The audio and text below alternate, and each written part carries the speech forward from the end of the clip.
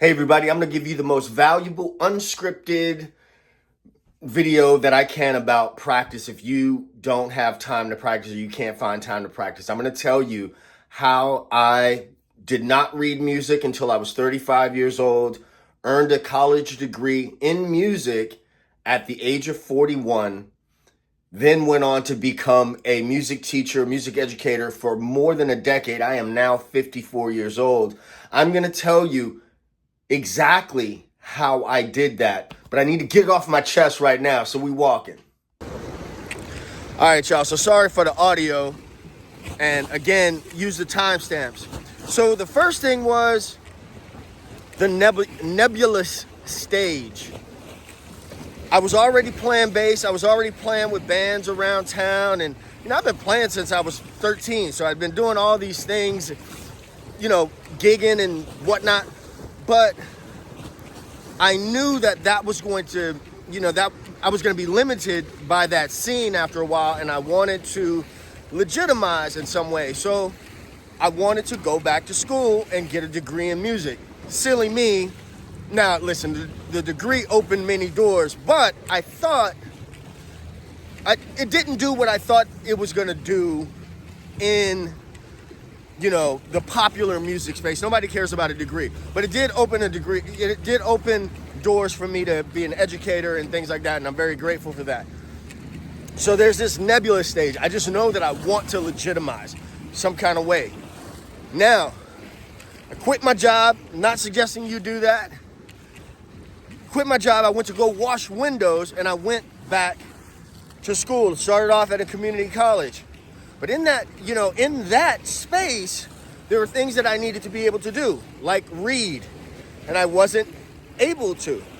Tyler Zupo, I always shout out Tyler Zupo because he helped me a lot. In front of a lot of people, it was embarrassing, it was humbling, and all this thing. This kid is like 20 years younger than me, if not more. So here I was, I still had to earn a living, and around that time, I'm no longer married, but around that time I had met the woman who would later become my wife. So there was like trying to do all those things. But what I would do, and I was washing windows, right? I'm a window, like literally a window cleaner at this time. So we would get material from our instructors. There was theory classes, there was performance ensembles. And so there's first the nebulous stage, and then there is an assignment. There's a target. There's a goal that needs to be reached, okay? At the beginning of the semester, here are the pieces that we're playing for the performance. We're going to have a performance, right? We're always working towards a performance. So what does that mean? You don't know how to read. Me. You don't know how to read. You better learn how to read, right? So I picked up everything that I could find, and I would get up earlier in the morning.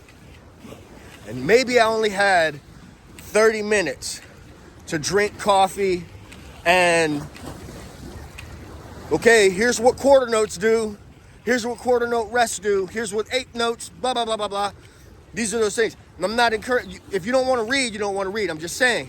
And we're from the nebulous stage to having a goal.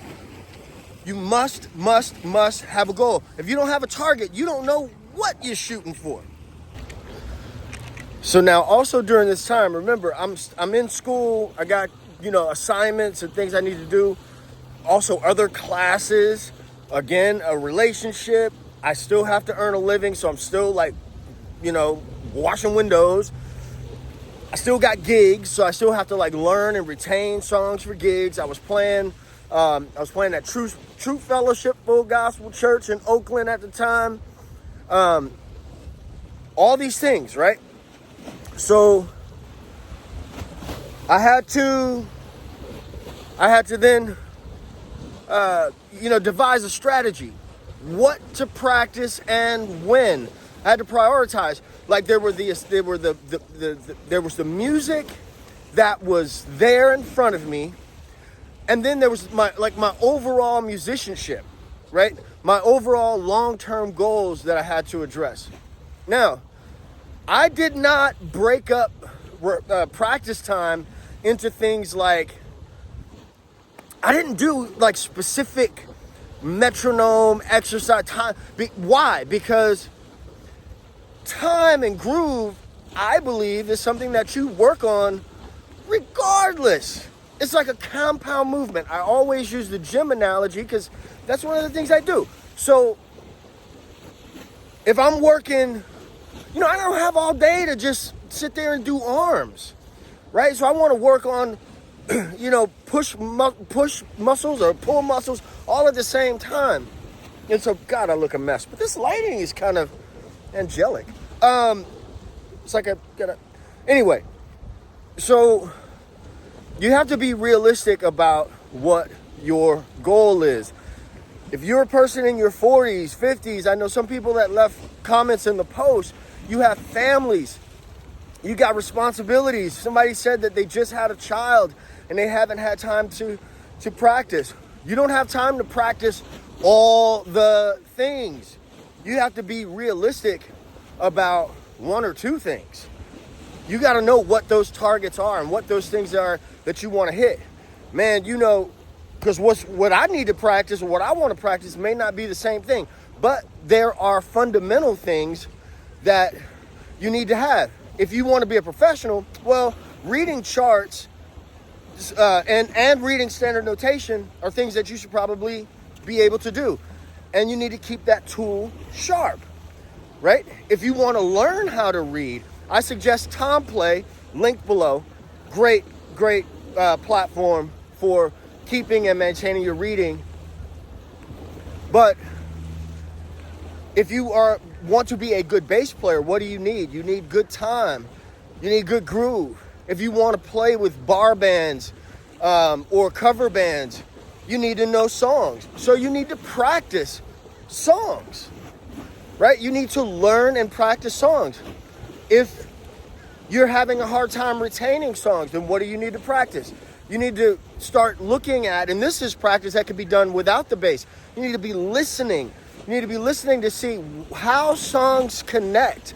How are they related? Why can some players go from one song to the next without stopping? Because they're finding those connections. And that's something you need to work on. So there's a whole list of things, but it really is going to depend on you. So here's my point. The goals are going to be different for everybody. The practice sessions are going to be different for everybody. But here's what I think you need to know. That there's a difference between learning something and practicing. So you have to still build in time for learning. Learning is the acquisition of new material. Whatever that material is going to be what is relevant to you and your goals. Then there's the practicing. The practicing is the refinement or the maintenance of that material that you've learned, right? So there's always got to be an influx of like new stuff coming in for you to practice. And then there's the tracking. Once again, with the workout analogy, any of you have done any of the Beachbody programs or any workout program, if you've been on a weight loss journey or anything like that, what gets measured gets done. What gets measured gets done, okay? So with that, I have just released a brand new mini course for improving dexterity and speed on bass. It is linked below. One of the first things we do is a fit test. Everything goes back to fitness, right? We do a fit test to gauge where you are. It's called the controlled progression method. So check that out in the link below. People are already digging it. I think you'll dig it too. It doesn't matter what you're practicing. You have to have a strategy. We all have time. You look at the things that we all got time. We all have time. We need to be realistic about that time, realistic about our goals, and be strategic with how we want to reach them. That's all I got, y'all. If I've earned your subscribership, do me a favor. all the things. Hit that subscribe button, share it with a friend. Until I see you again, peace, 2 fingers.